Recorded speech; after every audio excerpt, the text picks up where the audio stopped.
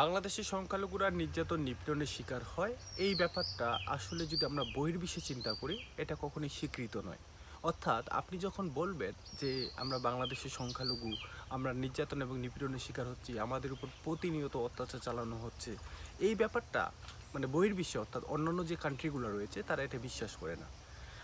কেন করে না, এটার নেপথ্যে অনেকগুলো কারণ রয়েছে এবং মূলত এই একটা সমস্যার কারণেই, অর্থাৎ বাংলাদেশে আমরা যারা সংখ্যালঘু রয়েছি, আমরা যে প্রতিনিয়ত পারসিকিউটেড হচ্ছি, আমরা যে প্রতিনিয়ত ভয়ঙ্করভাবে নির্যাতন নিপীড়ন এবং অত্যাচারের শিকার হচ্ছি, এই বিষয়টাকে আমরা কখনোই প্রতিষ্ঠিত করতে পারি নাই এবং শুধুমাত্র এই ব্যর্থতার কারণেই আজকে বাংলাদেশের সংখ্যালঘুদের মানে পরিস্থিতি খুবই ভয়ঙ্কর এবং করুণ।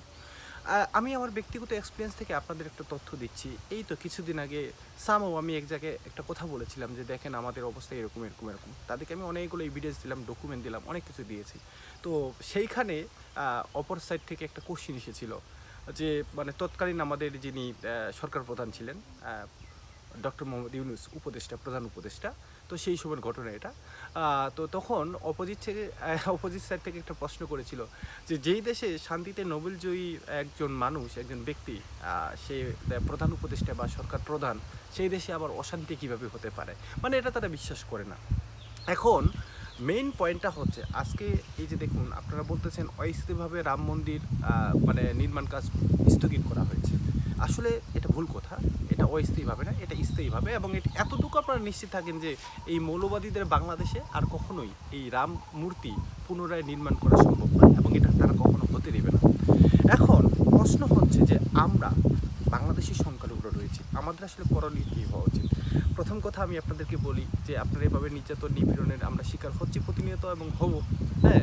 এবং দ্বিতীয়ত যখন আমরা প্রতিবাদ করব, অর্থাৎ সেই প্রতিবাদের অধিকারটুকু আমাদের নেই। আমাদের একটি স্বাধীন দেশের নাগরিক হওয়ার পরেও আমাদের যে মানে কথা বলার অধিকার, সেই অধিকারটুকু আমাদের নেই। এবং তার একটা স্পষ্ট প্রমাণ হচ্ছে, আপনারা দেখেন আমাদের চিন্ময় কৃষ্ণ দাস ব্রহ্মচারী মহাপ্রভু এখনও কারাবন্দী।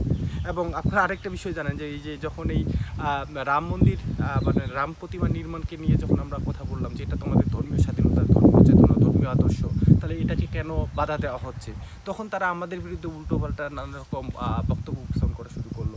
এবং এটাই হচ্ছে, মানে এখানে না পাবেন আপনি অধিকার এবং না পারবেন আপনি অন্যের বিরুদ্ধে প্রতিবাদ করার যে একটা অধিকার, সেটাও আপনি পাবেন না। তো এখন আসলে বাংলাদেশের সংখ্যালঘুদের করণীয় আমার মনে হয় একটাই হওয়া উচিত, সেটা হচ্ছে আন্তর্জাতিকভাবে বাংলাদেশের সংখ্যালঘুরা যে নির্যাতন এবং নিপীড়নের শিকার হচ্ছে সেটাকে প্রতিষ্ঠিত করা। আপনাদেরকে আমি একটা সিম্পল একটা উদাহরণ দিই। আপনারা অবশ্যই জানেন যে ঢাকা বিশ্ববিদ্যালয়ে সেই অধ্যাপক বারকার স্যার, যার কথা আমি সবসময় বলি, উনার একটা প্রবন্ধে উনি উল্লেখ করেছেন যে 1964 সাল থেকে 2013 সাল পর্যন্ত বাংলাদেশে প্রতি মানে টোটাল সর্বমোট প্রায় 1,13,00,000-এর অধিক হিন্দু দেশান্তরিত হতে বাধ্য হয়েছে। অর্থাৎ যা গড়ে প্রতি বছরে 2,30,000-এরও অধিক। মানে এক কথায় 2013 সাল পর্যন্ত উনার যে রিসার্চ, সেই রিসার্চ পেপার অনুসারে যেটুকু তথ্য পাওয়া গেছে যে প্রতি বছর 2,30,000 হিন্দু শুধুমাত্র দেশ ত্যাগ করতে বাধ্য হয়েছে এই নির্যাতন নিপীড়ন এবং ভয়াবহ অত্যাচারের কারণে। কিন্তু এরপরেও এই যে 1,13,00,000 হিন্দু দেশান্তরিত হলো, এটার কিন্তু কোনো স্বীকৃত বা ঐতিহাসিক দলিল নেই। অন্যদিকে আরেকটা সহজ এক্সাম্পল দিই, আমরা জানি যে পৃথিবীর বিভিন্ন দেশে সংখ্যালঘু রয়েছে এবং সংখ্যালঘুরা আসলে কোনো না কোনোভাবে নির্যাতন এবং নিপীড়নের শিকার হয়। তারই একটা স্পষ্ট উদাহরণ হচ্ছে আমাদের পার্শ্ববর্তী দেশ মায়ানমার। মায়ানমারে যে রোহিঙ্গা ইস্যু, আপনারা বলুন তো, এই রোহিঙ্গা ইস্যু সম্পর্কে জানে না এমন কোনো দেশ পৃথিবীতে আছে?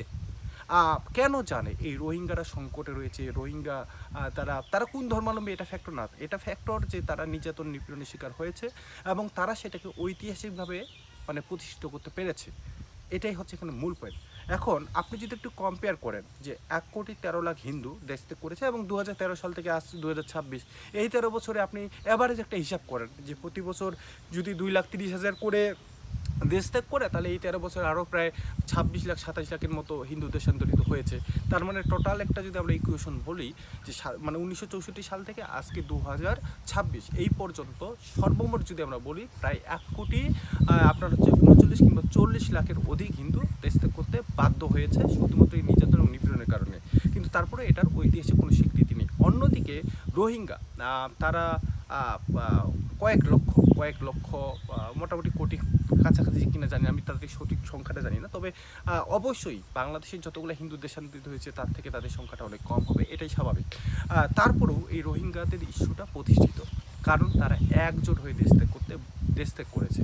এবং এরকমই একটা মুভমেন্ট বা এরকম একটা মোমেন্টাম এসেছিল 1971 সালে, যখন বাংলাদেশের সংখ্যালঘুরা, বিশেষ করে বাংলাদেশের হিন্দুরা, এই পাকিস্তানি হানাদার বাহিনী এবং তাদের যে দোসর সেই রাজাকার আলবদর আলসাম, জামায়াত ইসলামী সহ সেই মৌলবাদী ধর্মান্ধদের দ্বারা নির্যাতনের শিকার হয়ে যখন তারা একযোগে দেশ ত্যাগ করেছিল, তখন সেই ব্যাপারটা কিন্তু ঐতিহাসিকভাবে প্রতিষ্ঠিত হয়েছিল।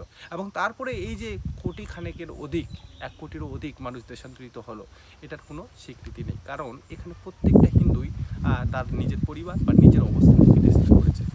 এবং যার কারণে এটা আসলে প্রতিষ্ঠিত করা সম্ভব হয়নি। এবং এই কারণেই বহির্বিশ্ব কোনোভাবেই মনে করে না যে বাংলাদেশের সংখ্যালঘুরা নির্যাতন বা নিপীড়নের শিকার হচ্ছে।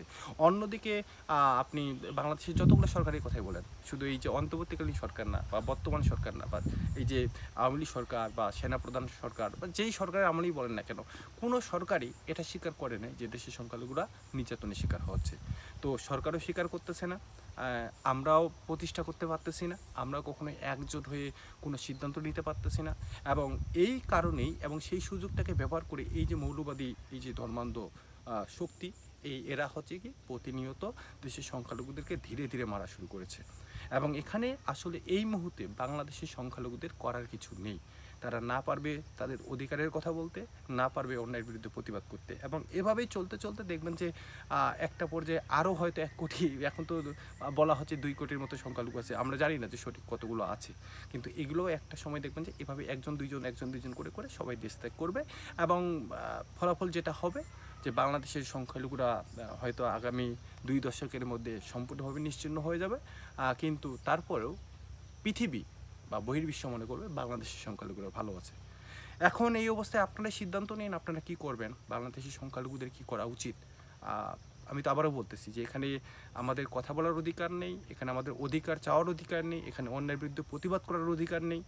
এবং এখানে আমরা এভাবেই প্রতিনিয়ত নির্যাতন নিপীড়নের শিকার হচ্ছি। অন্যদিকে বহির্বিশ্ব বা বিভিন্ন মানবাধিকার সংগঠন, আপনার জাতিসংঘ বা যেগুলা সংগঠন রয়েছে, এরাও বিশ্বাস করে না যে বাংলাদেশের সংখ্যালঘুরা নির্যাতনের নিপীড়নের শিকার হচ্ছে। সো এই জায়গা থেকে আমাদের করণীয় কী হতে পারে, আমরা কি করব, সেই বিষয়গুলো আপনারা সবাই ভাবুন। আমার মনে হয় যদি আপনারা একটু ভাবেন, আপনারা যদি একটু চিন্তা করেন, তাহলে আপনারা উত্তরটা পেয়ে যাবেন। সবাই ভালো থাকবেন, সুস্থ থাকবেন। নমস্কার।